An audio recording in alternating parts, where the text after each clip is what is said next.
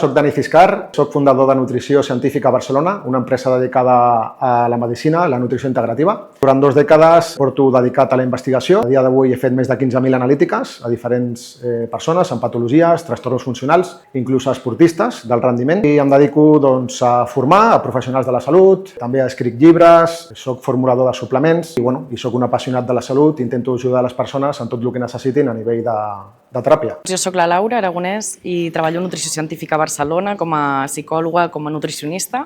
Soc terapeuta allà des de fa uns anys i avui estem aquí a Andorra per parlar una mica de la interconnexió entre la nutrició i l'estat d'ànim.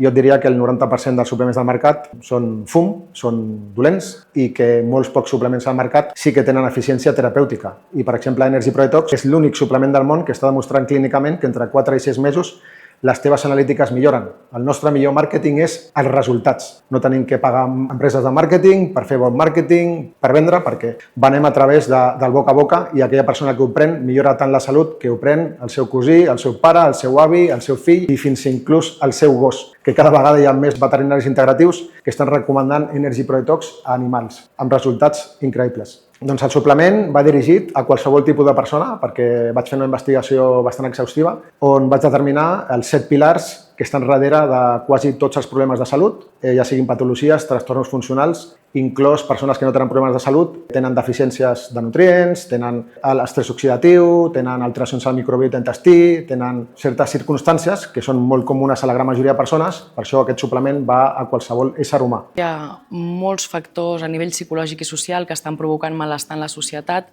però n'hi ha un que s'està obviant, que és la base des d'on es construeixen les emocions i els pensaments. Tot el que desenvolupem té una base que és a nivell del cervell i aquesta s'està deixant de costat. Tot el que mengem, tot el que ingerim, tot el que bevem, al final afecta les estructures des de l'arquitectura mateixa del cervell fins a com es construeixen els missatges a través dels quals experimentem la nostra vida i les emocions. L'Homo Toxicus és un llibre que vaig escriure per necessitat, sobretot per la població mundial, perquè vaig veure que no hi havia ni una sola analítica, després de 15.000 analítiques, un ésser humà tingués tòxics inexistents al seu cos.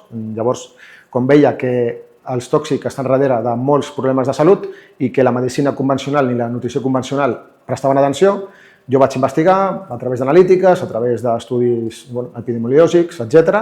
I el resultat és aquest llibre. Tota aquella persona que el llegeix li va molt bé perquè fa canvis i d'hàbits a la seva vida i minimitza la càrrega tòxica i la seva salut millora. És molt important veure realment quins són els desequilibris bioquímics que estan passant en aquella persona perquè el mateix símptoma pot tindre moltes causes diferents i moltes vegades si anem a abordar aquell símptoma d'una manera concreta potser no estem donant a la tecla.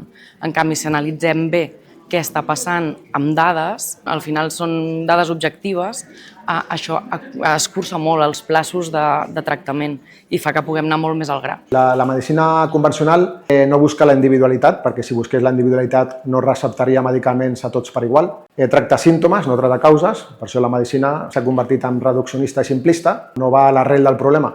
Per això cada vegada hi ha més persones amb problemes de salut, amb malalties cròniques, degeneratives, polimedicades i no resolen els seus problemes perquè no busquen l'origen del que li ha generat el problema de salut. Jo sempre dic que la salut no és gratis, la tens que treballar cada dia amb hàbits saludables, intel·ligents i que tens que dedicar disciplina, voluntat, tenir una bona alimentació, fer exercici, tenir una bona gestió emocional, hidratar-te bé i tot el que té a veure amb cuidar-se, no? Jo no tinc una altra manera d'entendre la salut que no sigui la interconnexió de tots aquests àmbits que deies, de la salut emocional, de la bioquímica, de la salut física, del moviment. Al final, anys enrere, s'intentava tractar la salut amb compartiments i el que ha fet que la medicina s'hagi especialitzat molt i sapiguem molt de coses molt petites.